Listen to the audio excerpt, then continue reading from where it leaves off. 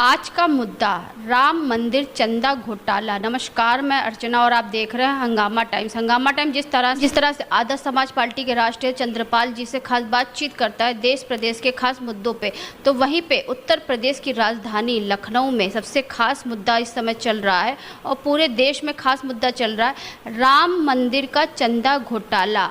200 करोड़ से ज़्यादा चंदा घोटाला अभी तक सामने आ चुका। आंकड़े कब 700 से पार हो जाएंगे पता नहीं चलेगा। जहां सोना चांदी सभी घोटाले को लेकर के दिन प्रतिदिन पर्दाफाश हो रहा है। चंपत राय जो है तो उनके द्वारा इस तरीके से जो करा गया है और उनको ट्रस्ट का मालिक बनाया गया था बीजेपी के द्वारा, जिसमें बहुत सारे सवाल उठ रहे हैं कि जिस तरह से चंपत राय ने लाखों करोड़ों का घोटाला किया है तो बीजेपी सरकार आखिर क्या एक्शन लेगी। चंदा घोटाला, राम मंदिर के निर्माण में भव्य प्राण प्रतिष्ठा को लेकर पूरा विश्व एक हो गया था और 500 साल से ज़्यादा के इंतज़ार का जो है फल मिला था। राम मंदिर का स्थापना हुई थी और निर्माण हुआ था और लोगों ने दिल खोल करके राम मंदिर के लिए चंदा दान किया था। लेकिन उसी चंदे पर आज बहुत बड़ा सवाल है घोटाले को लेकर के। तो आज क्या कहना चाहेंगे सर जी आप इस मुद्दे को लेकर के? देखिए, ऐसा है, ये बहुत ही दुखदाई है और अपने जो इतिहास रहा है और अपना जो परंपरा रही है और जो यश कमाया है राम मंदिर निर्माण में, इन सब पे बहुत बड़ा धक्का हुआ है, बहुत बड़ा धोखा लग रहा है। और अजीब सी बात है कि इतने सब विद्वान लोग वहाँ पर पोस्टेड थे और उन्होंने देख रेख करने की जिम्मा उठाया, मगर इतनी बड़ी चोरी होगी जिसका सुनते ही धक्का लगता है। आस्था को बहुत बड़ा धक्का लगता है। हर आदमी सोचता है अरे हमने भी चंदा दिया था, उसमें क्या हुआ। तो हर एक आदमी अगर ऐसे होगा तो धक्का ही तो लगेगा। करोड़ों करोड़ों लोग आए थे और अभी आ रहे हैं, उनकी आस्था को बहुत बड़ा धक्का लगा है।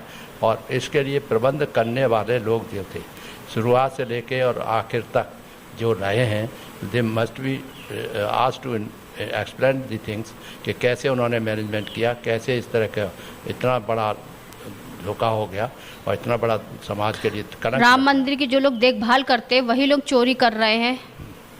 वो एक्चुअली यही तो सबसे बड़ी समस्या है कि जो चोरी कर रहे हैं वही लोग चोरी करे रखवाले रहेंगे तो वो ऐसा ही होगा कि चौकीदार या घर का वो चोरी करा रहा है। यही तो मतलब हुआ। क्योंकि चंदा जब गिना जाता था तब भी लोग वहाँ पे तैनात रहते थे, जब उसका ऑडिट होता तो भी लोग वहाँ पे तैनात रहते थे। इतने सारे जो इंतज़ाम के बाद भी करोड़ों रुपए का चंदा घोटाला हुआ। मैं तो बड़ा स्पष्ट रूप से सोचने वाला हूँ कि जिसने जो गड़बड़ किया है, आस्था को धक्का लगा है और सैकड़ों वर्षों की जो आस्था थी उसको तोड़ा है, उन लोगों के खिलाफ सख्त से सख्त कार्रवाई अब तक हो जानी चाहिए थी। पेंडिंग द इंक्वायरी पहले उनको सबको घिराव करना चाहिए, पहले उनको जेल भेजना चाहिए, उसके बाद उसकी जांच होती है। नहीं तो लीपापोती होना स्वाभाविक है कि फिर लीपापोती होना शुरू हो जाएगी। जिन लोग इन्वॉल्व में वो इतने पावरफुल जिस मुद्दे को लेकर बीजेपी सरकार 2022 में आई थी वही मुद्दा सुरक्षित नहीं हुआ। राम मंदिर का निर्माण हुआ, प्रतिष्ठान हुआ, पूजन पाठ हुआ, लेकिन 22 से लेकर के 27 4 साल हो गए, अभी 26 चल रहा है। 4 साल में 200 से ज़्यादा करोड़ रुपए का घोटाला सामने आया। करोड़ों रुपए का सोना घोटाला, चांदी घोटाला, सब चीज़ों को लेकर कहीं ना कहीं आंकड़ा 700 पार जाएगा। नहीं तो ये तो बड़ा महसूस करने वाली बात है क्योंकि जनता का पैसा था, ये जनता का पैसा, हर एक उन्होंने भगवान के लिए दान किया था, दान किया हुआ पैसा है। तो इसलिए ऐसे लोगों को तभी मैंने कहा कि पहले तो वो बक्से नहीं जाए। पहले टर्म्स में उन्होंने जो चंपत राय थे वो ऑटो चलाते थे, ऑटो चलाने के बावजूद अब वो उन्होंने धीरे धीरे करके 2 साल में 6 महीने में लाखों करोड़ों रुपए की संपत्ति खड़ा कर लिया। नहीं, वो बात सही है कि ऐसे लोगों को जरा सा भी जो शक की उंगली उठ रही है, पहले उन लोगों को जेल भेज देना चाहिए।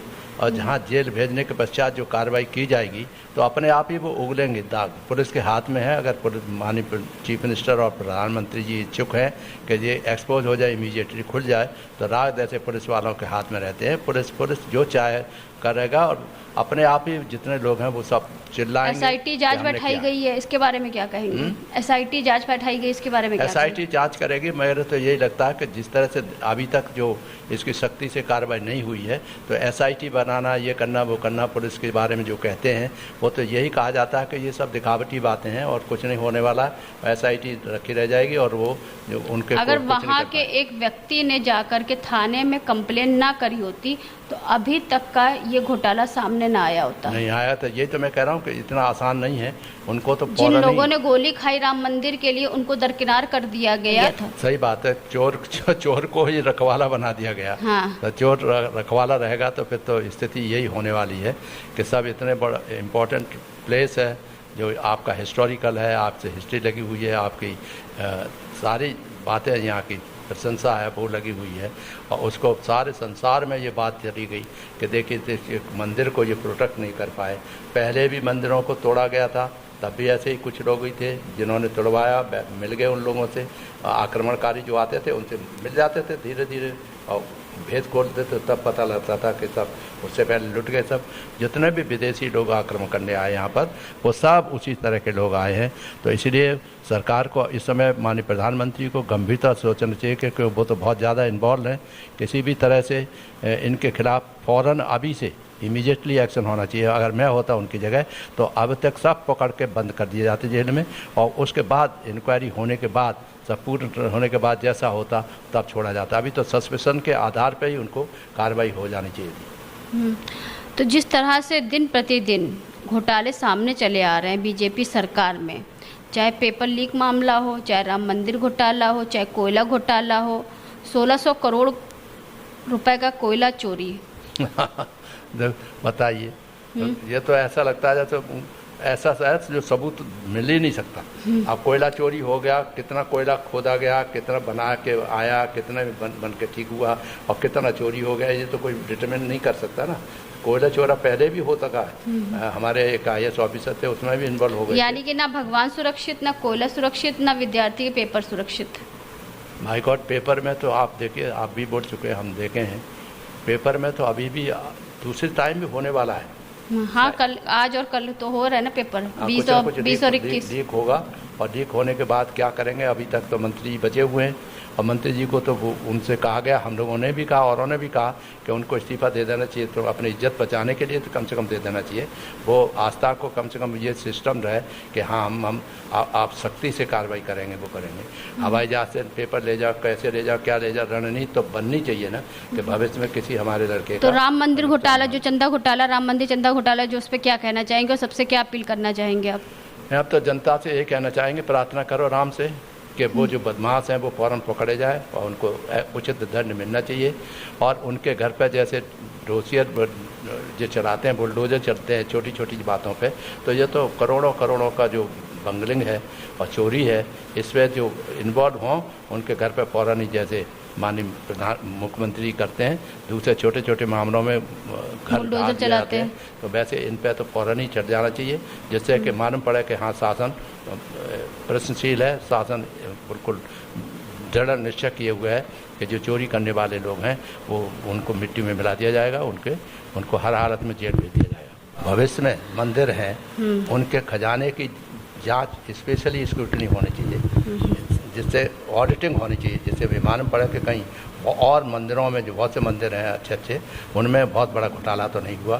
क्या देश को वास्तव में बेच के खा गए लोग, ये भी उससे सिद्ध होगा। नहीं, अभी और भी मंदिर बहुत सारे हैं, निकल रहे हैं मंदिर, डाले हुए थे, आए दिन कुछ ना कुछ तो निकलता ही रहता है ना। लेकिन सबसे बड़ा घोटाला तो राम मंदिर का है, जो 700 से पार होने वाला है। नहीं, बिल्कुल सही बात, आपकी बात कथन सही है।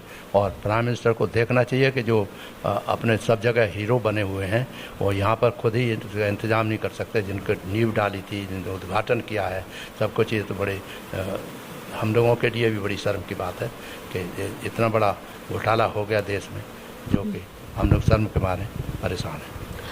तो ये थे हमारे साथ में आदर्श समाज पार्टी के राष्ट्रीय अध्यक्ष डॉक्टर चंद्रपाल जी, जिनसे हम आज के मुद्दे बात करने आए थे। राम मंदिर चंदा घोटाला, 200 से ज़्यादा, यानी कि 200 करोड़ से ज़्यादा चंदा घोटाला सामने आया है। सोने की ईंट, चांदी की ईंट सब मिला करके कब 700 पार हो जाएगा पता नहीं चलेगा। लेकिन सबसे बड़ा सवाल ये है उत्तर प्रदेश के मुखिया CM योगी आदित्यनाथ जी से कि राम मंदिर में जब राम का चढ़ावा सुरक्षित नहीं है तो आम जनता किस तरह से सुरक्षित होगा। जिन लोगों को चंदे की सुरक्षा के लिए रखा गया था, वही सुरक्षा कर्मी कब भक्षी बन गए हैं और चंदा चोरी कर रहे हैं, लाखों करोड़ों रुपए की ज़मीनें खरीद रहे हैं, गाड़ी खरीद रहे हैं, मकान खरीद रहे हैं, इतना सारा धांधली चल रहा है 5 सालों से। लेकिन क्या योगी आदित्यनाथ जी को उसके बारे में पता नहीं है? क्योंकि एक कंप्लेन हुई जिससे पूरे महकमे में एक हलचल मच गया, और उसको लेकर के जब इस तरीके से वारदात सामने आई राम मंदिर चंदा घोटाला की, तो जनता एक ही सवाल कर रही है, हमारा पैसा था, हमने चढ़ाया था, हमारा चंदा था, भगवान के लिए था, वो कहाँ है? और क्या सुरक्षित है? क्या चीज़, जब राम मंदिर का चंदा ही सुरक्षित नहीं है तो आम जनता किस तरह सुरक्षित रहेगी? तो ऐसे ही खास मुद्दों पे हम खास बातचीत करते रहेंगे आदर्श समाज पार्टी के राष्ट्रीय डॉक्टर चंद्रपाल जी से। तो इसी के साथ मैं अर्चना आपसे जाना चाहूँगी। धन्यवाद, बने रहिएगा हंगामा टाइम न्यूज़ चैनल के साथ। हंगामा टाइम्स की तमाम खबरों को देखने के लिए हंगामा टाइम्स को सब्सक्राइब कर लीजिए और बेल आइकन दबा लीजिए। अगर आपको ये वीडियो अच्छा लगा हो तो लाइक बटन प्रेस कर अपनी प्रतिक्रिया हमारे कमेंट बॉक्स में देना मत भूलें।